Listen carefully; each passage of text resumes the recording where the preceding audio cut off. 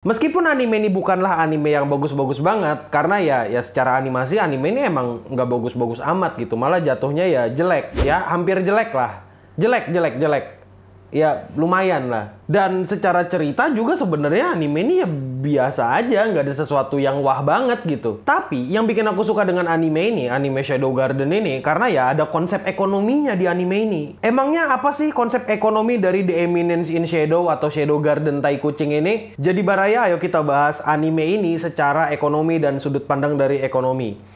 Ya, dan selamat datang di Ekonomi Wibu. Menurutku, anime The Eminence in Shadow adalah anime yang paling cocok gitu untuk membawakan premis cerita atau arc yang seperti ini. Alasannya, karena premis awal dari animenya adalah seorang MC yang cringe yang ingin mengendalikan dunia di balik bayang-bayang. Jadi ya cocok banget kan untuk sesuatu yang ekonomi dan mengendalikan sesuatu di balik bayangan. Karena sejatinya seperti ini, kalau kau punya duit, maka kau punya kuasa. Dan hampir semua masalah itu bisa diselesaikan dengan duit. Kalau misalnya masalahmu gak selesai karena duit, berarti duitmu kurang banyak. Paham kan sekarang maksudku apa? Dengan mengendalikan di balik bayang-bayang dan masalah duit. Iya kan? Paham kan? Kok ngerti lah apa yang bikin orang-orang tuh sampai berantem tuh pasti karena duit kan? Dan ini di balik bayang-bayang duit. Yang menarik dari art ini adalah si karakter utama kita itu membawa ilmu yang ada di dunia modern kapitalis zaman sekarang. Yang dimana mereka itu menggantikan uang kertas sebagai pengganti uang logam. Kebanyakan anime isekai zaman sekarang kan rada-rada dongo nih. Mereka bawa teknologi dari dunianya, tapi nggak dijelasin bener-bener gitu sistemnya. Dan sebenarnya teknologi yang dia bawa tuh nggak terlalu mengubah dunia gitu sebenarnya. Tapi The Eminence in Shadow itu beda men. Karakter utama kita itu ngebawa sistem uang kertas dan sistem perbankan. Dan juga dia menjelaskan kekurangan dari sistem ini. Kalau kau bingung dengan cara kerjanya dan bagaimana cara anime ini menjelaskan soal uang, itu bakal ku bikin penjelasannya di sini. Dan jelas aku akan menjelaskan semuanya dengan bahasa yang monyet, terutama kalau kau beli baju kode redeem di bit.ly/tokocs. Jangan lupa dibeli biar aku menjelaskannya semakin semangat. Pertama, uang itu dibuat untuk mempermudah masyarakat. Biar mereka nggak perlu bawa berat-berat gitu, nggak perlu bawa berat-berat bawa uang logam untuk transaksi. Jadi, uangnya nanti ya dipakai diganti jadi kertas. Terus, kenapa sih uang kertas itu bisa bernilai? Padahal kan cuma kertas, bisa diproduksi secara massal dan gampang sobek juga. Dan ya ini nggak ada nilainya kertas. Jadi sejarahnya itu seperti ini, uang kertas itu bisa bernilai karena awalnya uang kertas itu adalah bukti kalau seseorang menyimpan uang di bank. Dan nantinya bank ini akan mengeluarkan kertas atau menerbitkan kertas yang namanya IOU atau aku berhutang padamu. Dan itu akan menjadi bukti kalau bank itu berhutang kepada orang yang nyimpen duit di sana, nyimpen uang koin emas di sana. Kalau orang-orang ini pengen emasnya balik, mereka bisa membawa kertas tadi, kertas IOU tadi ke bank dan mereka bisa ngambil emasnya kembali. Sistem ini bisa terbentuk karena masyarakat itu percaya dengan lembaga dagang. Dan dalam kasus anime ini, lembaga dagang di sini ada dua dan mereka punya dua mata uang. Yang pertama itu uang terbitan dari Federasi Dagang dan yang kedua uang terbitan dari Mitsugoshi alias lembaga bawahannya Shadow Garden. Jadi apa yang terjadi di anime ini sebenarnya adalah perang dagang, perang yang mempertaruhkan kredibilitas dari dua lembaga dagang atau dalam tanda kutip bank. Kalau dipikir-pikir sebenarnya sistem ini cukup sempurna dan gak ada celah selama masyarakatnya itu percaya dengan mereka. Tapi meskipun begitu sebenarnya sistem di sini tuh sangat-sangat rapuh. Kalau kepercayaan di masyarakat itu menghilang, maka seluruh sistem keuangan itu akan hancur.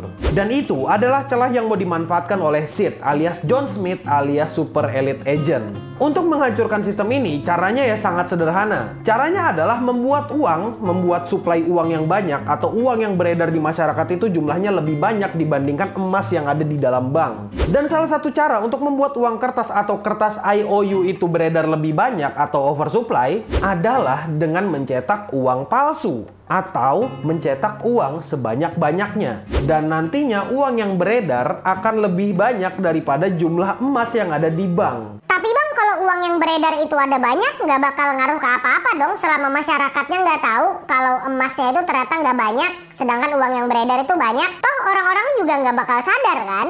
Oh, di sini kau salah. orang-orang akan sadar kalau jumlah uang yang beredar itu akan lebih banyak daripada yang biasanya. Tapi sadarnya yang nggak dalam waktu singkat, kayak dalam waktu sehari sadar gitu. Nggak kayak gitu. Sadarnya itu nanti pelan-pelan seiring berjalan waktu. Dan salah satu cirinya adalah harga barang itu nanti bakal naik secara perlahan. Lah bang, kok bisa naik bang? Ya, aku bakal kasih contoh. Misalnya, kau mau beli baju kode redeem yang harganya tuh 170.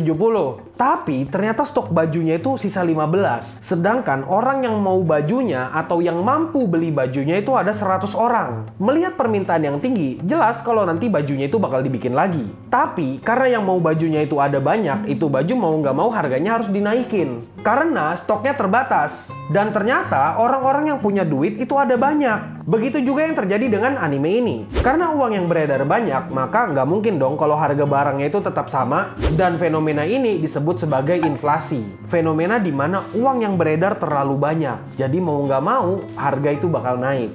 Itu kurang lebihnya. Dan nantinya masyarakat yang punya uang kertas itu bakal berbondong-bondong untuk menarik emasnya dari bank. Karena ya mereka udah punya banyak uang, ya mau ngelihat emasnya gitu. Sampai akhirnya nanti mereka itu bakal mendapati kalau emas yang ada di bank ternyata jumlahnya nggak sesuai dengan uang yang beredar. Dan fenomena ini disebut sebagai bank run, bank lari. Yaitu baru-baru ini terjadi kok di SVB, Silicon Valley Bank. Gila, ngerti ekonomi gua. Jadi kesimpulannya gimana? Kesimpulannya ini adalah perang lembaga yang dimana mereka itu memperebutkan kepercayaan publik. Dan jelas nanti ujung-ujungnya Mitsugoshi bakal menang. Karena ya stok emas mereka bakal di backup sama cheat. Entah bagaimana caranya tapi bakal ke backup. Kan itu plot anime, tokoh utama pasti menang. Jadi ya Mitsugoshi bakal menang gitu dalam kepercayaan tai kucing ini. Dan kalau satu lembaga sudah memenangkan kepercayaan di tengah krisis, mereka bakal berkuasa dan mereka bebas dan bisa mempermainkan peredaran uang tanpa diketahui siapapun. Karena satu-satunya lembaga cuma mereka. Terus gimana sih caranya si Sid alias John Smith alias Super Elite Agent bisa mendapatkan keuntungan dari ini? Caranya ya sederhana banget. Caranya dia bisa nukarkan uang-uang palsu tadi ke bank beneran dan mereka bisa narik emas mereka dengan uang palsu gitu.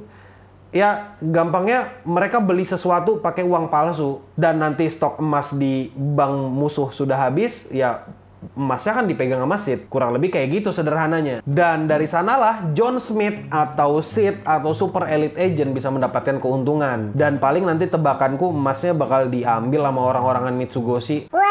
Tuan Sid sudah menyelamatkan kita, dia sudah memprediksi ini bakal terjadi. Ya paling kayak gitu ujung-ujungnya. Oh iya, aku punya satu fakta tambahan lagi. Kau tahu nggak sih kalau ternyata uang zaman sekarang itu udah nggak di backup sama emas lagi. Tapi sama uang zaman sekarang juga di backupnya sama kepercayaan. Dan sebenarnya uang yang di backup dengan kepercayaan ini yaitu bukan sepenuhnya hal buruk. Takutnya kalau nanti uang di backupnya sama emas doang, nanti jumlah uang bakal terbatas kan. Kalau jumlah uang terbatas, nanti kesenjangan sosial makin tinggi. Yang kaya kelihatan kaya banget, yang miskin kelihatan miskin banget. Dan juga nanti orang-orang tuh bakal berpikir 2 kali, 3 kali, sampai ribuan kali buat membeli sesuatu. Karena mereka tuh berpikir kayak gini.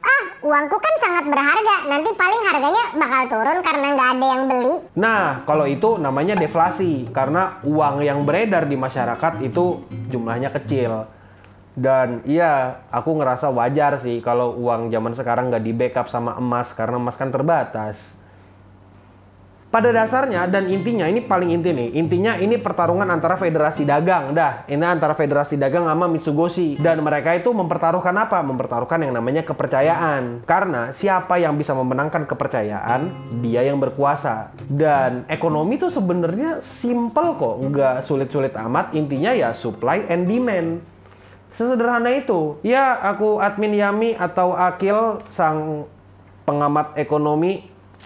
Dan ya, kau bisa beli baju kode redeem. Stay clean and sound.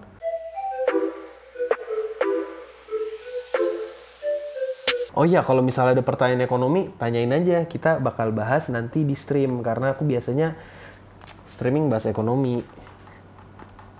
Nanti bahas.